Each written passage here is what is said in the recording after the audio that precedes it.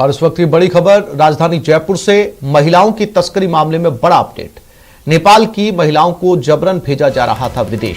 नौकरी के बहाने इन्हें दुबई और कुवैत रवाना किया जा रहा था। दिल्ली एयरपोर्ट पर सख्ती की वजह से जयपुर एयरपोर्ट लाया गया। रेस्क्यू की गई युवती और महिला को पुलिस ने शेल्टर होम भेज दिया है। कल तक नेपाल से युवतियों के परिजन पहुंचेंगे। राजधानी जयपुर, दिल्ली में और भी नेपाली लड़कियों को होटल में रखा गया है। साफ तौर पर देखा जाए ह्यूमन ट्रैफिकिंग का यह मामला, जिसे जयपुर पुलिस ने इसका खुलासा किया।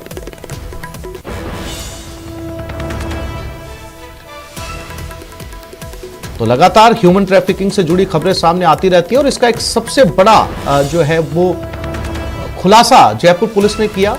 इन्हें दिल्ली से पहले दुबई भेजने की योजना थी, लेकिन दिल्ली पर ज्यादा सख्ती होने की वजह से, तमाम जांचें होने की वजह से तस्करों ने इन्हें जयपुर से दुबई भेजने के बारे में सोचा, लेकिन यहां पर भी उतनी ही सख्ती देखने को मिली।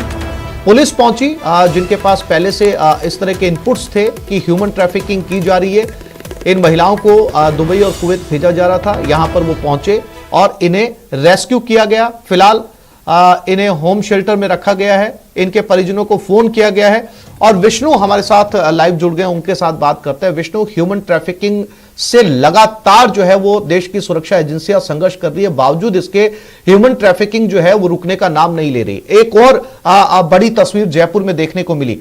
कैसे पुलिस को इनपुट मिला, कैसे जाकर रोका गया, और सबसे बड़ी बात, क्या ये अपनी मर्जी से जा रही थी? अब इनका क्या बयान है पुलिस को?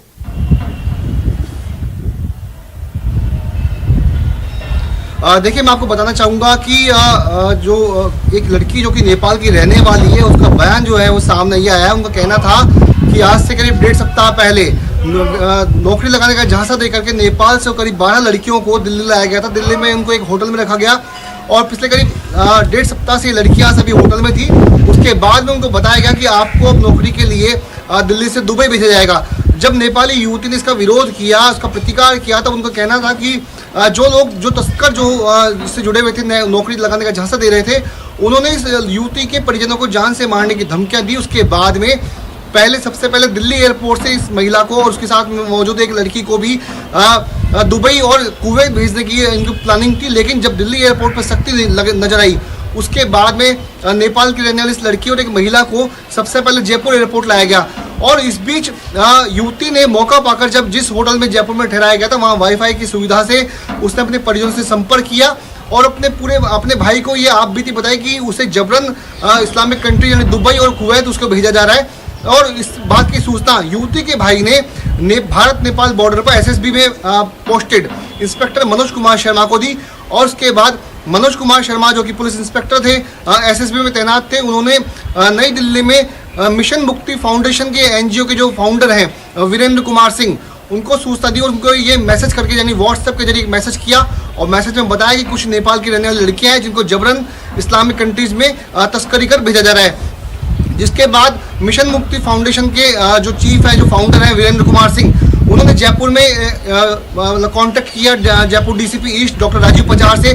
उनको परसों रात को, इस बात शनिवार रात करीब 11 बजे सूचना दी गई कि नेपाल की रहने वाली कुछ लड़की और महिला है जिनको जयपुर एयरपोर्ट से अगले रोज सुबह यानी कि रविवार सुबह उनको नेपाल, कुवैत और दुबई भेजा जाना, उनकी तस्करी की जाएगी। ऐसे में डॉक्टर राजीव पचार एक्टिव हुए, पूरी रात भर हुए एनजीओ के संपर्क में रहे और जयपुर एयरपोर्ट के थाना प्रभारी को भी सूचना दी गई। जिसके बाद जब महिलाएं, लड़की यानी जो नेपाल की रहने वाली लड़की और उसके साथ मौजूद एक महिला, उनको जब एयरपोर्ट सुबह 4 बजे लाया गया, तभी पुलिस ने सादा वर्दी में मौजूद पुलिस ने उन पर निगरानी की और उसके बाद दोनों महिला और युवती को उनको दस्तयाब कर लिया, उनको मुक्त कराया गया। तो फिलहाल दोनों इस वक्त आदर्श नगर में शेल्टर होम में मौजूद है। और प्रारंभिक बयानों में जो उन्होंने लड़की ने बताया, उसका कहना था कि जिस होटल में उनको दिल्ली में ठहराया गया, वहाँ नेपाल की रहने वाली करीब 12 लड़कियां और हैं जिनको नौकरी का झांसा देकर के और नेपाल से दिल्ली लाया गया, उनको भी तस्करी कर बाहर भेजा जाएगा। ये सब वही लड़कियां हैं जो कि नेपाली भाषा जानती है, वह हिंदी भाषा नहीं जानती है। ऐसे में अपनी मदद किससे मांगे उसके बारे में भी उनको पता नहीं था और उन सभी लड़कियों को एक होटल में वहाँ पे बंद करके रखा हुआ है। जिसके बाद जयपुर पुलिस ने और एनजीओ ने नेपाल दूतावास, उसके अलावा दिल्ली पुलिस को सूचना दी। इसके बाद में नेपाल दूतावास एक्टिव हुआ, दिल्ली पुलिस की टीम एक्टिव हुई और अब इस पूरे मामले की छानबीन दिल्ली पुलिस और जयपुर पुलिस ने शुरू कर दी है। जी विष्णु, जब इन तस्करों ने जैसा कि बताया इन युवतियों ने कि होटल के अंदर 10 से 12 लड़कियां दिल्ली में और मौजूद है, जिन्हें जो है वो गल्फ या मिडिल ईस्ट कंट्रीज के अंदर जबरदस्ती भेजा जा रहा है जान का डर दिखाकर। तो जब इन्हें दस्तयाब किया गया जयपुर एयरपोर्ट से, तो क्या वो तस्कर इनके साथ मौजूद थे जो इन्हें साथ लेकर वहां पर कुवैत या दुबई की तरफ रवाना हो रहे थे? किसी तरह की कोई और गिरफ्तारी हुई है तस्करों से संबंधित, विष्णु?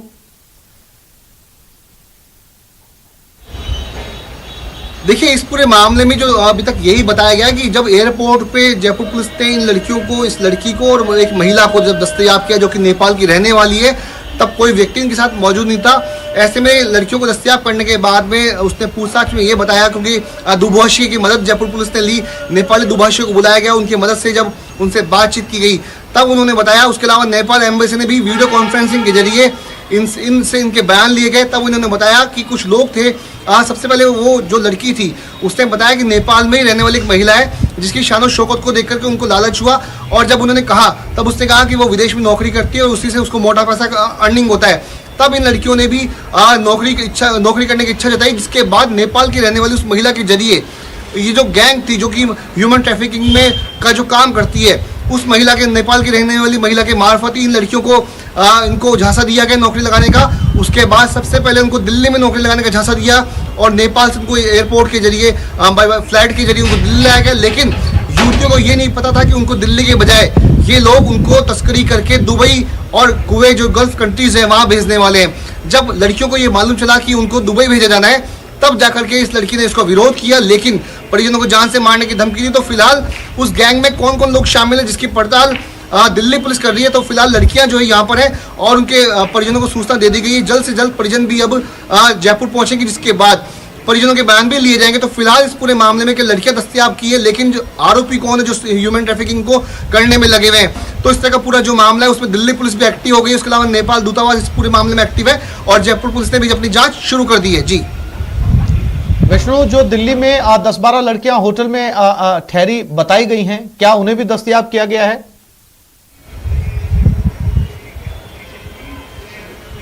देखिए, जो लड़की जो जयपुर में दस्तयाब की गई थी उसने अपने बयानों में जब ये बताया नेपाल दूतावास को, उसके अलावा जो एनजीओ है मुक्ति फाउंडेशन, उनको जब बताया कि उसके साथ वो ना सिर्फ अकेली बल्कि करीब 12 लड़कियों को भी दिल्ली के उसी होटल में ठहराया गया था। पिछले 7 दिन से वो होटल में ठहरी हुई थी। उसके बाद दिल्ली पुलिस ने बताया जा रहा है कि वहां पे उन लड़कियों को भी दस्तयाब कर लिया है और उनके बयान भी लिए जाएंगे। इस पूरे मामले में दिल्ली पुलिस, जयपुर पुलिस, उसके अलावा नेपाल दूतावास वो एक्टिव हो चुका है और उन लड़कियों से जो कि इस वक्त दिल्ली में मौजूद हैं उनसे भी पूछताछ की जाएगी। तो फिलहाल मिशन मुक्ति फाउंडेशन की सूचना के ऊपर सबसे बड़ी अहम भूमिका अदा की लड़की ने, जिन्होंने अपने सबसे पहले परिजनों को जयपुर में आकर बताया। उसके बाद में जयपुर नेपाल में मौजूद उसके भाई ने।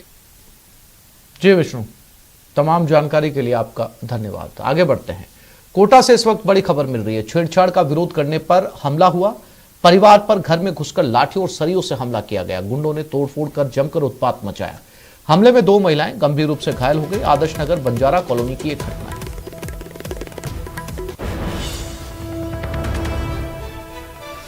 और ये तस्वीरें छेड़खानी का विरोध करने पर जमकर उत्पात मचा है। पूरा कॉलोनी या कहा जाए पूरा मोहल्ला एक जगह इकट्ठा हो गया और 2 महिलाएं इस झगड़े के अंदर घायल भी हुई हैं। आदर्श नगर बंजारा कॉलोनी की यह घटना है। छेड़छाड़ का विरोध करने पर परिवार पर हमला किया गया।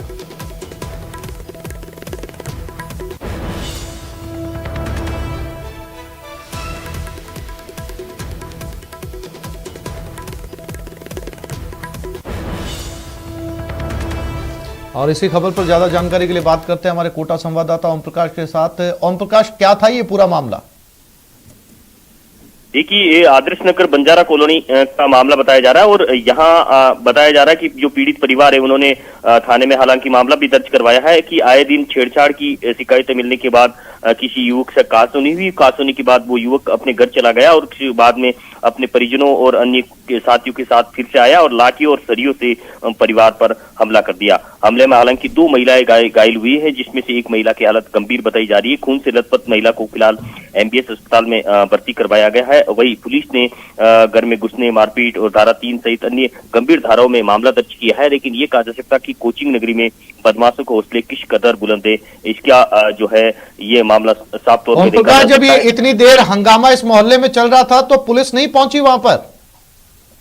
देखिए, पुलिस समय पे तो नहीं पहुंच पाई, हालांकि मामला दर्ज कर लिया, लेकिन थाने में मामला दर्ज करने के बाद स्थानीय लोगों का पुलिस पे कई और गंभीर भी आरोप है कि इसकी शिकायत कई बार पहले भी दी जा चुकी है और यहाँ आए दिन इस तरह की वारदात को अंजाम देते हैं। बदमाशों के हौसले बुलंद हैं। पुलिस का जो खौफ है बदमाशों में बिल्कुल भी नहीं है। पुलिस के अपराध नियंत्रण के दाव पर कई बड़े सवाल खड़े होते हैं और इस तरह की जो मारपीट और जानलेवा हमले जैसी कई मामले पहले भी सामने आ चुके हैं। फिलहाल ये कहा जा सकता कि किशोरपुरा थाना पुलिस जल्द मामले में आरोपी की गिरफ्तार करने की बात जरूर कह रही है, लेकिन ये तमाम जो है पुलिस के इस तरह की वारदातों को रोकने के जो प्रयास है वो नाकाम साबित हो रहे हैं और बदमाशों में जो है पुलिस का डर बिल्कुल भी नजर नहीं आ रहा और इस तरह के मामले बढ़ते जा रहे हैं। फिलहाल महिला का है जो एमबीएस अस्पताल में इलाज जारी है और वो बयान देने की स्थिति में फिलहाल नहीं है क्योंकि सिर में गंभीर चोट उनकी लगी है। फिलहाल ये कहा जा सकता है कि छेड़छाड़ का विरोध करने पर एक परिवार पर हमला करने की मामला सामने आया। हालांकि जो आरोपी परिवार है वो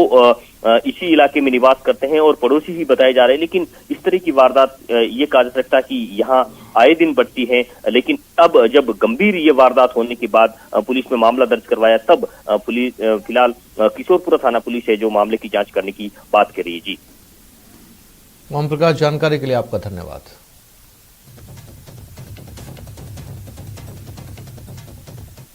और ये खबर बाड़मेर से, केमिकल कारखाने में टैंकर से गैस रिसाव हुआ। 6 लोगों की तबीयत बिगड़ गई, हॉस्पिटल में भर्ती करवाया गया। गैस लीकेज ट्रेलर को लूणी नदी में खड़ा करवाया गया है। समदड़ी रोड केमिकल कारखाने का ये मामला है। तो एक केमिकल का कारखाना था और बताया जा रहा है इसमें केमिकल का रिसाव हो गया। टैंकर में ये गैस थी, इससे रिसाव हुआ, कईयों की तबीयत बिगड़ी, उन्हें हॉस्पिटल रेफर करवाया गया। फिलहाल इसे नदी में ले जाकर खड़ा किया गया है।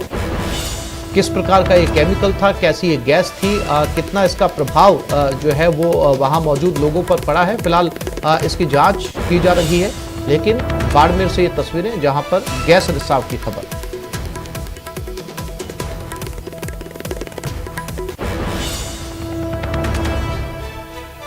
आसपास के लोगों ने जलन, खांसी, चक्कर आना आदि शिकायत की तो मौके पर टीम को रवाना किया गया। फायर ब्रिगेड, पुलिस को भी सूचना इत्तला मिली तो डीवाईएसपी मैम है वो अपने चाकू को लेकर पहुंची। हेमराज नाम के व्यक्ति ने उसने टैंकर को वहाँ से पहले से ही हटा दिया था जिसमें केमिकल रिएक्शन हो रही थी और शहर के बाहर ले जाके गौशाला के पास खड़ा कर दिया। 6 लोग हैं, उनको जो शिकायत हुई चक्कर आना, उल्टियाँ वगैरह, 6 की हालत अभी तक ठीक है, हॉस्पिटल का भी जायजा लिया। टैंकर को हाइपोक्लोराइड और हाइड्रोक्लोरिक एसिड बता रहे हैं।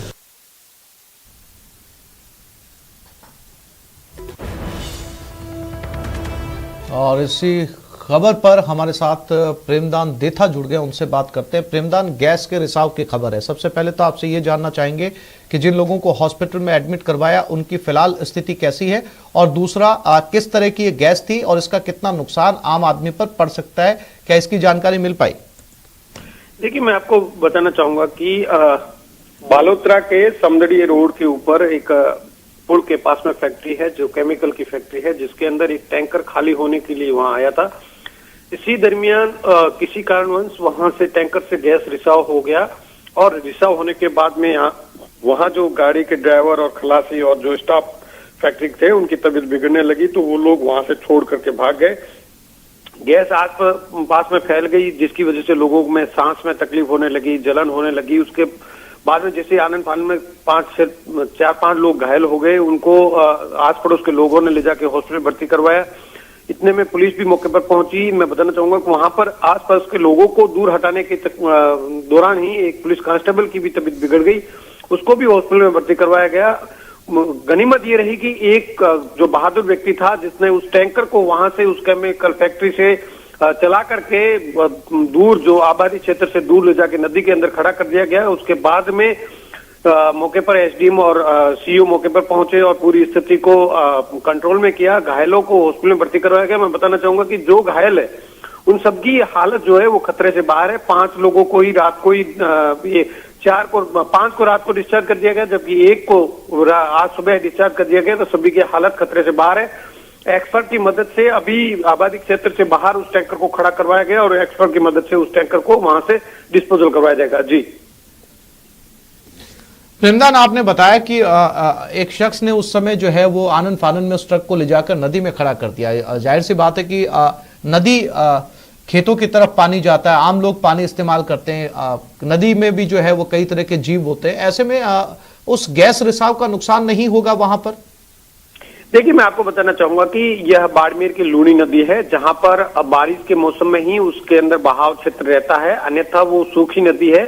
ऐसे में जो नदी आबादी क्षेत्र से बाहर थी, सूखी नदी है, वहां ले जाकर के उसने टैंकर को खड़ा किया ताकि आबादी से दूर हो, क्योंकि नदी में पानी नहीं है, सूखी है। ऐसे में किसी तरीके की किसी जीव जंतु को या किसी को नुकसान होने की संभावना नहीं है। हालांकि मौके पर एक्सपर्ट की टीमों ने पहुंच करके उस रिसाव को रोकने की भी कोशिश की गई, कुछ हद तक वो सफल भी हुए। तो अब एक्सपर्ट आज दिन में पहुंचेंगे और उससे गैस के टैंकर को खाली करवाया जाएगा या फिर वहां पर उसका डिस्पोजल करवाया जाए, इस पे एक्सपर्ट राय देंगे, उसके बाद में आगे कार्रवाई की जाएगी। जी प्रेमदान, जानकारी के लिए आपका धन्यवाद।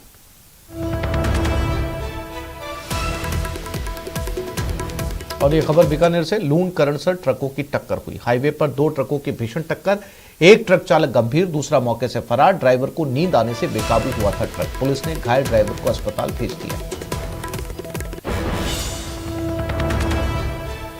तो नींद की वजह से एक और बड़ा हादसा आए दिन सुनने को मिलता है कि हाईवे के ऊपर ड्राइवर की आंख लग गई थी, ड्राइवर की झपकी लग गई थी। और ये जो आंख लगना और ये झपकी लगना है, इसका नतीजा कितना खतरनाक होता है, ये इन तस्वीरों के जरिए देखा जा सकता है। जब ड्राइवर चूंकि लंबे रूट पर चलते हैं और ऐसे में स्वाभाविक है कि उनकी आंख लग जाती है।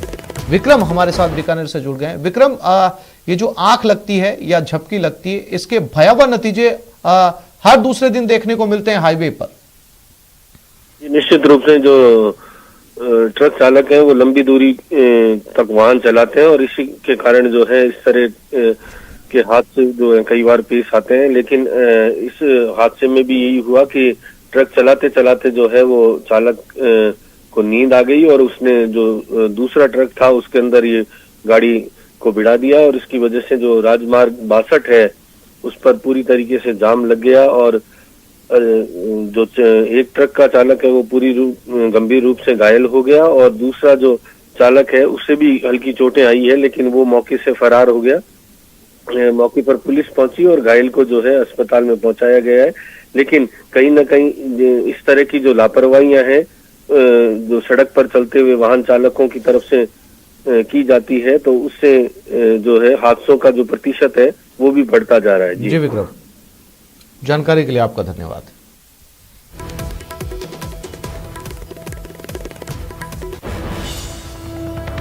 ये खबर डूंगरपुर से, अंतर्राज्यीय ठग गिरोह का खुलासा किया गया। पुलिस ने 3 शातिर ठगों को गिरफ्तार किया। बुजुर्ग से 95 लाख रुपए की ऑनलाइन ठगी की थी। 1 साल पहले यह मामला दर्ज हुआ था। निवेश में मुनाफा बताकर ठगी गई थी ये राशि। पुलिस आरोपियों से फिलहाल पूछताछ कर रही है।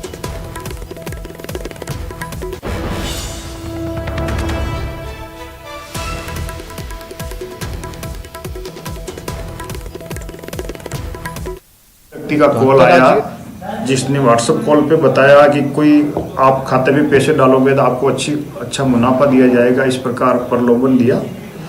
और उस पति ने प्रार्थया के पति ने लालच में आकर अलग अलग उनके खाते में 95 लाख रुपए डाल दिए। साइबर क्राइम के आधार पर एक अभियुक्त को पूर्व में महाराष्ट्र से गिरफ्तार किया गया और 2 अभियुक्त को, उनके बताए अनुसार 2 अभियुक्त को दिल्ली से और गिरफ्तार किया गया है।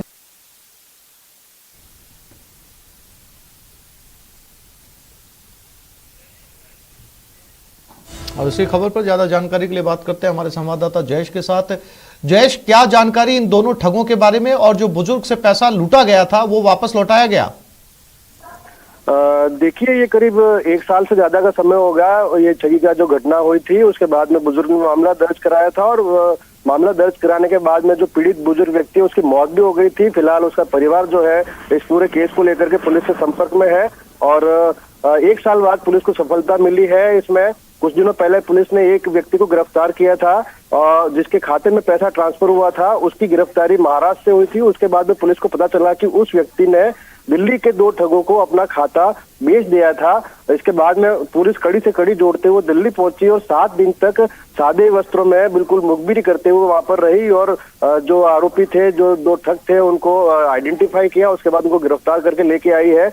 इन्हीं दोनों ठगों ने जो है बुजुर्ग व्यक्ति है उसको भारी मुनाफे का लालच देकर इन्वेस्टमेंट करवाया था और अलग अलग टुकड़ों में करीब 95 लाख रुपए उसके हड़प लिए थे। जब बुजुर्ग ने इसका तकाजा किया था तो इन्होंने अपना फोन बंद करके उससे संपर्क तोड़ दिया था। इसी मामले में पुलिस दोनों को दिल्ली से गिरफ्तार करके लाई है।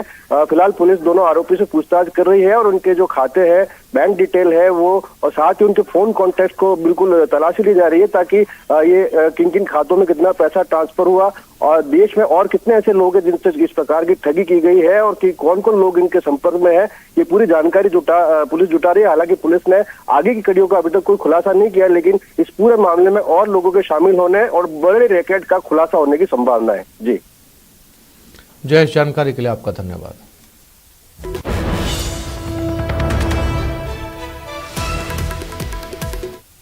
और ये खबर उदयपुर से, चोरों ने मंदिर में चोरी की। गादोली गांव में भैरू जी के मंदिर में चोरी की गई। चांदी के जेवर और घर का सामान चोरी किया गया।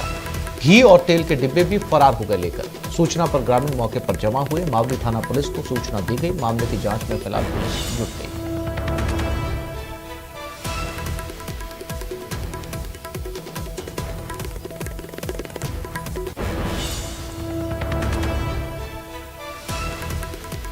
तो ये मंदिर में चोरी, हालांकि मंदिर में चोरी की अक्सर घटनाएं सामने आती रहती है। इसी कड़ी में घी और तेल के डिब्बे भी मंदिर से चोर लेकर फरार हो गए।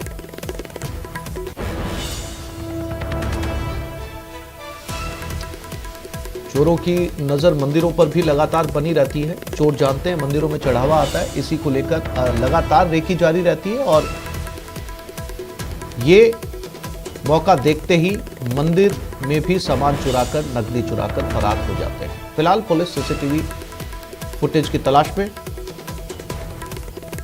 कपिल हमारे साथ जुड़ गए, उनसे बात करते हैं। कपिल, अब मंदिरों में भी चोरी जो है वो आम बात हो गई है, लगातार रेकी की जाती है और मौका पड़ने पर मंदिरों में भी चोरी की जो है वो घटनाएं लगातार सामने आ रही है। पुलिस को क्या सीसीटीवी फुटेज मिले, क्या चोरों की शिनाख्त हो पाई? देखिए, अभी पुलिस मौके पर पहुंची है। जैसे ही सूचना मिली थी मावली थाना पुलिस को, पुलिस मौके पर पहुंची है। ये घटना रेबारियों की ढाणी, जो कि गादोली गांव के अंदर आता है, वहां की है। वहां भैरू जी का मंदिर है। उस मंदिर के अंदर बीती रात चोर घुसे। चोरों ने जो चांदी के जेवरात जो मंदिर में रखे हुए थे, वो कई सारे बर्तन, गैस भट्टी, टंकी, घी के डब्बे, शक्कर चाय पत्ती के डब्बे तक चोरी कर लिए। जैसे ही लोगों को सूचना मिली, बड़ी तादाद में ग्रामीण इकट्ठा हो गए, क्योंकि ये एक आस्था का केंद्र था ग्रामीणों के लिए और ग्रामीणों में इस घटना को लेकर काफी आक्रोश है। हालांकि मावली थाना पुलिस अभी मौके पर पहुंच गई है। मामला दर्ज करने के साथ में इन्वेस्टिगेशन शुरू कर दिया है। अभी तक पुलिस को कोई सुराग हाथ नहीं लगे हैं। जी कपिल, जानकारी के लिए आपका धन्यवाद।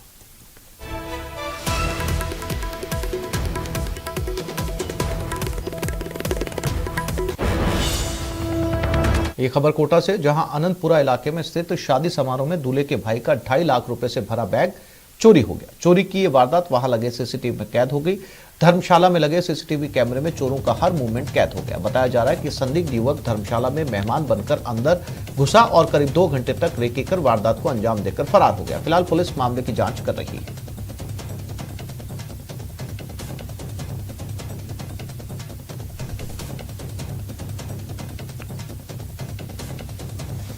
और इसी खबर पर ओम प्रकाश जुड़ गए कोटा से हमारे साथ। ओम प्रकाश, क्या अपडेट इस चोरी को लेकर? ये अनंतपुरा इलाके में जो है दूल्हे के जो भाई है उनका करीब 2.5 लाख रुपए से भरा बैग है वो चोरी हो गया।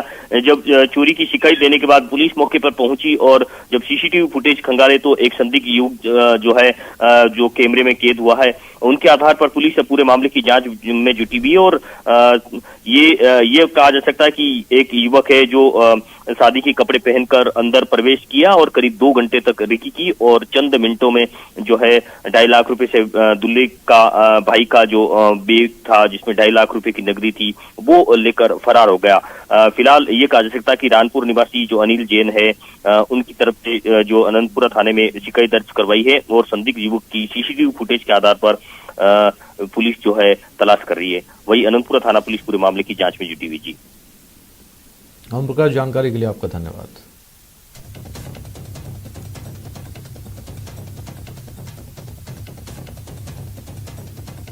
ये खबर भरतपुर से। डिग थाना पुलिस की बड़ी कार्रवाई, पपला गैंग के 2 बदमाशों को गिरफ्तार किया। पपला गैंग के सदस्य गोपीचंद और तुलसीराम गिरफ्तार हुए। अवैध हथियार ले जाते हुए गिरफ्तार किए गए। आरोपियों के कब्जे से 5 देसी कट्टे बरामद किए गए। एक बाइक को भी पुलिस ने जब्त किया है। देर रात नाकेबंदी के दौरान ये कार्रवाई की गई।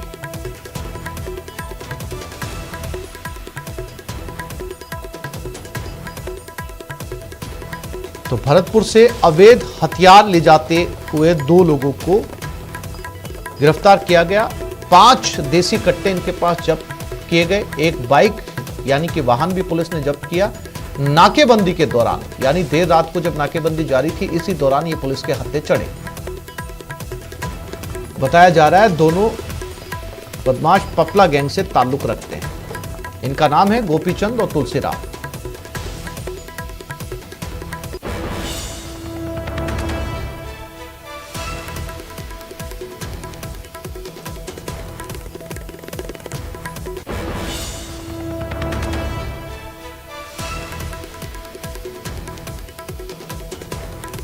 और इसी खबर पर ज्यादा जानकारी के लिए बात करते हैं हमारे भरतपुर संवाददाता दीपक पुरी के साथ।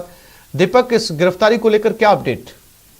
देखिए आसिफ, डीग थाना पुलिस ने ये बड़ी कार्रवाई की है और देर रात को नाकाबंदी की जा रही थी। उसी दौरान जो है अवैध हथियार लेकर के ये जो आरोपी घूम रहे थे, दोनों इनको गिरफ्तार किया है। और जब इनसे पूछताछ की गई तो ये दोनों जो है वो पपला गैंग जो है उसके सदस्य हैं। और इनके पास से पुलिस ने 5 अवैध देसी कट्टा और एक अपाची बाइक को जो है जब्त किया। और अब इन दोनों से जो है कड़ी पूछताछ की जा रही है कि आखिर ये हथियार कहाँ सप्लाई करने जा रहे थे, क्या इनका इरादा था, क्या किसी बड़ी वारदात को ये अंजाम देने की फिराक में थे। ये पूछताछ जो है उनसे की जा रही है। और ये पपला जो गैंग है उसके सक्रिय सदस्य है दोनों, और अलवर की तरफ से ये आ रहे थे। लेकिन पुलिस ने जो है मुखबिर के सूचना के आधार पर जो है नाकाबंदी कराई थी और नाकाबंदी के दौरान इस बड़ी कार्रवाई को जो है अंजाम दिया गया है। अब फिलहाल जो पुलिस है वो फिलहाल लगातार इन दोनों से पूछताछ कर रही है कि इनका मंसूबा क्या था, क्या किसी बड़ी वारदात को अंजाम देने की फिराक में थे, कहाँ जा रहे थे और इनके संपर्क कहाँ से इन्होंने हथियार लिए, और इन सारी चीजों को लेकर के पूछताछ की जा रही है। और कहा जा सकता है कि पुलिस ने जो है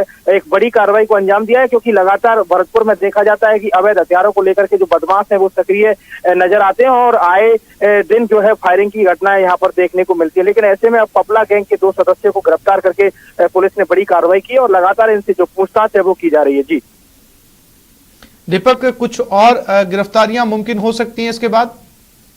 देखिए बिल्कुल साफ तौर पर गिरफ्तारियां तो मुमकिन हो सकती है, इसलिए हो सकती है क्योंकि ये जो दोनों हैं वो पपला गैंग के सदस्य हैं और इनसे लगातार पुलिस जो है पूछताछ कर रही है। इनके संपर्क में और भी अन्य लोग थे, तो कहां पर इन्होंने हथियार सप्लाई किए थे, कहां से इन्होंने हथियार लिए थे, इस सभी चीजों के बारे में इनसे जो है गहन पूछताछ की जा रही है। और लगातार पुलिस रात से ही इनसे जो है वो पूछताछ कर रही है और पूछताछ में पुलिस का कहना है कि और कई बड़े खुलासे हो सकते हैं। लेकिन फिलहाल पुलिस ने इस पूरी वारदात को जो है गोपनीय रखा था और अब जो है सुबह इस पूरी घटना का पता चला है कि देर रात को पुलिस ने कार्रवाई करते हुए पपला गैंग के 2 सदस्यों को गिरफ्तार किया है। एक गोपीचंद है और एक तुलसी नाम का जो है बदमाश है, इन दोनों को जो है गिरफ्तार किया है और फिलहाल इनसे लगातार पूछताछ कर रही है। संभवतः है इसमें और गिरफ्तारियां संभव हो सकती हैं, क्योंकि इनसे पूछताछ के दौरान बड़े खुलासे होने की जो संभावना है वो जताई जा रही है। जी दीपक, जानकारी के लिए आपका धन्यवाद।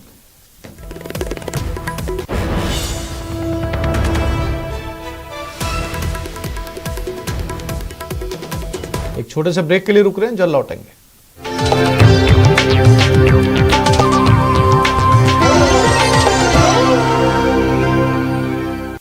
Headlines presented